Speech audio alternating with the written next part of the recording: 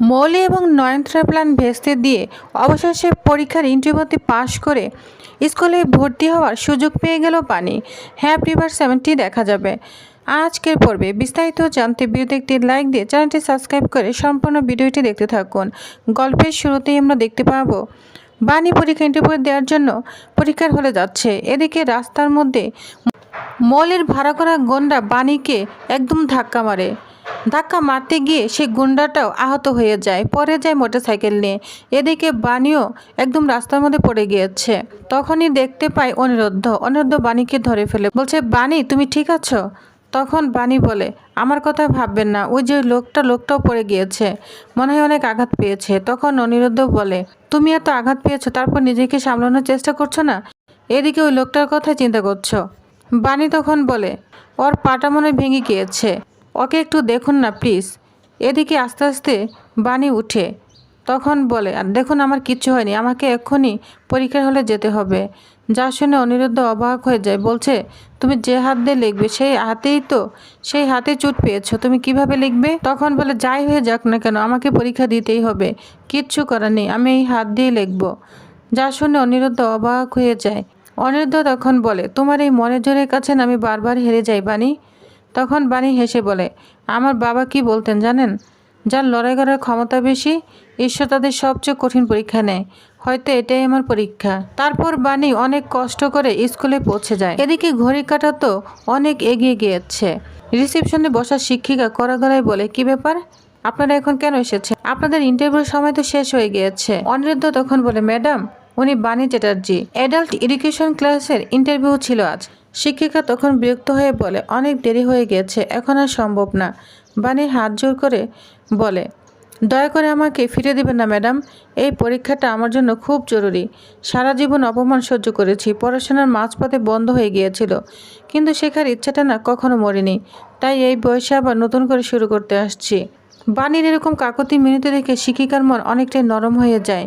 তখন বলে আপনি তো কেন দেরি করলেন? অনিরুদ্ধ তখন সমস্ত ঘটনাই খুলে বলছে ও আসার পথে দুর্ঘটনা হয়েছে। হাতটা তুলে দেখায়, বলছে দেখুন কত আঘাত পেয়েছে। যা শুনে শিক্ষিকা তো চুপ হয়ে যায়। তখন বলে ঠিক আছে, আমি প্রিন্সিপালের সাথে কথা বলছি, আপনারা একটু অপেক্ষা করুন। তখন বাণী একটু আশার আলো দেখতে পায়। এদিকে কিছুক্ষণ পরেই শিক্ষিকা এসে বলে হ্যাঁ আপনি পরীক্ষার সুযোগ পেয়ে গেছেন। তখন বাণী অনেক খুশি হয়ে যায়। বাণীকে ইন্টারভিউ রুমে ডাকা হয়। বাণীকে প্রশ্ন করে আচ্ছা 1 কেজি পটলের দাম যদি 40 টাকা হয় তাহলে 250 গ্রাম করে 4 প্যাকেট কিনলে মোট কত টাকা হবে? বাণী এক মুহূর্ত দেরি না করে বলে 40 টাকা। যা শুনে সবাই তো অবাক হয়ে যায়, বলছে বাহ খুব তাড়াতাড়ি উত্তর দিয়ে দিলেন তো। তখন বাণী অনেক খুশি হয়ে যায়। বাণী তখন ইন্টারভিউ কক্ষে বলে গ্রামে আমাদের ভাতের হোটেল ছিল, ছোটবেলা থেকে বাজার করতাম। আরেকজন শিক্ষক বলে তোমার বাংলা শব্দ ভান্ডার তো বেশ ভালো, ক্লাস 5 পর্যন্ত মাত্র পড়েছো, এত সুন্দর ভাষা। বাণীর চোখে তখন পুরনো দিনের কল্পনাগুলো ভাসতে থাকে। বাণী তখন বলে আমার পড়াশোনা বন্ধ হয়ে গিয়েছিল ম্যাডাম, কিন্তু পড়ার ইচ্ছেটা না এখনও কমেনি, তাই কাগজ পত্রিকা পুরানো বই যা পেতাম তাই পড়তাম, সেখান থেকেই হয়তো কিছু শিখেছি। অন্য একজন শিক্ষক কঠিন একটা প্রশ্ন করে, বলছে আচ্ছা বলুন তো ফলসিফিকেশন শব্দের মানে কি? বাণী চমকে যায়। তখন কিছুক্ষণ চুপ থেকে বলে এই শব্দটা কখনোই শুনিনি, তবে ফলস মানে মিথ্যা জানি, তাহলে হয়তো মিথ্যা কিছু বানানো বা মিথ্যা সংক্রান্ত কিছু হবে।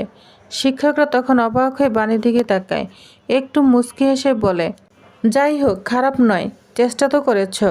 তারপর আরেকজন বলে আচ্ছা বলো তো মোবাইল শব্দের মানে কি? আমি শুধু মোবাইল ফোনই জানি ম্যাডাম, একজন শিক্ষিকা বলে। আমরা শব্দের অর্থ জানতে চেয়েছি। বাণী তখন ভয়ে বলে আমি পারবো না ম্যাডাম, আমাকে হয়তো ভর্তি নেবেন না, কিন্তু আমি সত্যি পড়তে চাই, আমি আর অন্ধকারে থাকতে চাই না। যা শুনে সবাই অবাক হয়ে যায়। শিক্ষকদের মনে যেন বাণীর কথাগুলো মন ছুঁয়ে যায়, কারণ শিক্ষিত হওয়া শুধু বই পড়া নয়, শিক্ষিত হওয়া মানে হাজার বাধার পরও নিজের স্বপ্নকে বাঁচিয়ে রাখা। এদিকে ওইখানে মৌলি এবং নয়নতারা চলে আসে। দুজনে তাকে কটাক্ষ করে কথা বলতে থাকে, শোনো যত স্কুলে যাওয়ার পড়াশোনা করো না কেন কাক কিন্তু কাকই থাকে, কাক কখনো কোকিল হতে পারে না। এই বলে তারা হেসে ওঠে।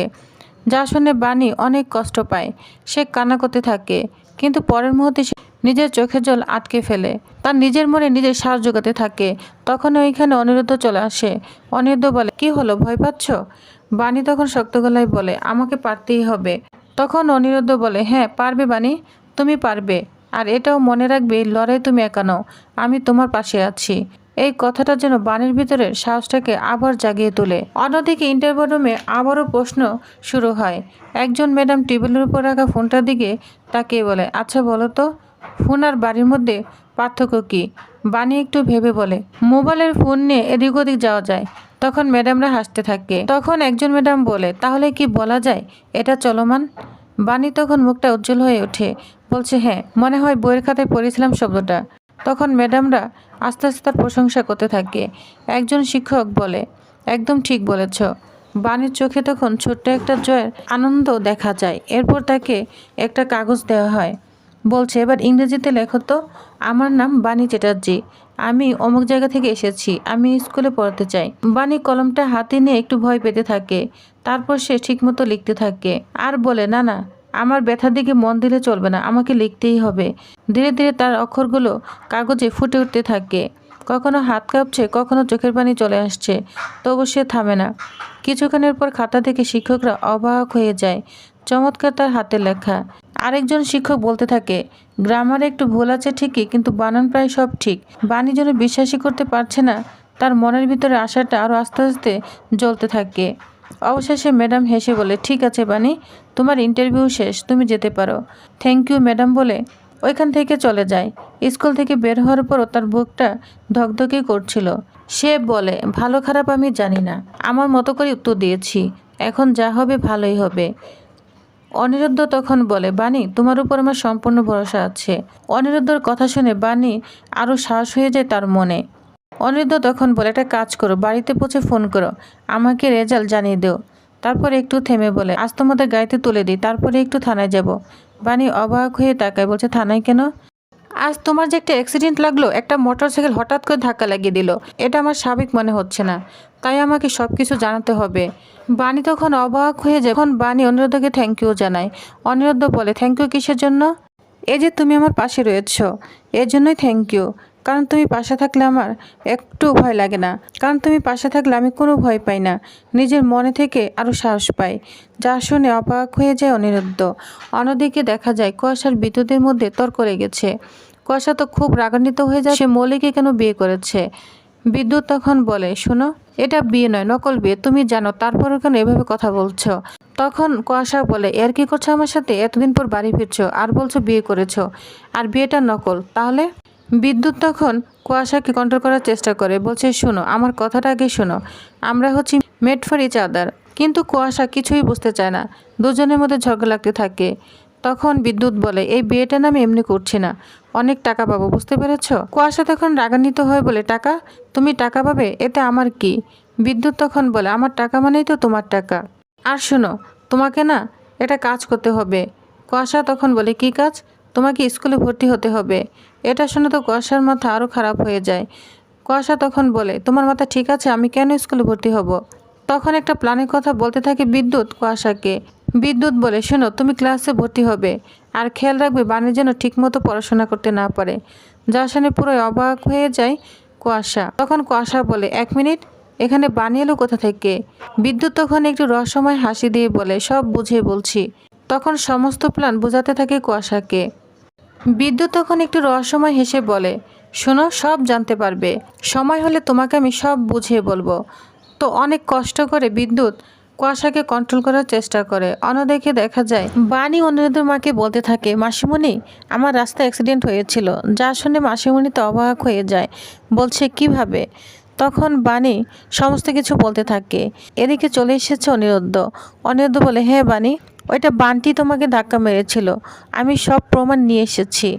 যা শুনে অবাক হয়ে যায় বাণী। তখন বলে, হ্যাঁ, আমি আগেই বুঝতে পেরেছি, এর জন্যই তো আমি সকালে একটা প্রমাণ রেখে দিয়েছিলাম। যা শুনে অবাক হয়ে যায় অনিরুদ্ধ আর অনিরুদ্ধর মা। তখন বাণী কিভাবে প্রমাণ রেখেছিল বান্টির সমস্ত কিছুই খুলে বলে। যা শুনে তারা সম্পূর্ণই অবাক হয়ে যায়। অনিরুদ্ধ আর থেমে থাকবে না, বাণীকে নিয়ে নিচে নেমে যায়। নয়নতারা, মৌলি, বান্টি সবাই রয়েছে। তখন অনিরুদ্ধ বলে, এই বান্টি বাণীকে ধাক্কা মেরেছে।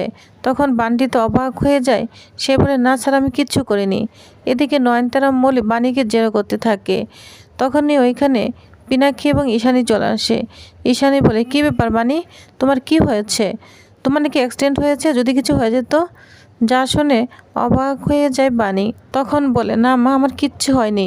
বানি তখন রাগান্বিত হতে থাকে বান্টির উপর। বান্টিকে ইচ্ছা মতোই ধরে, কিন্তু বান্টির সমস্ত কিছুই না করে।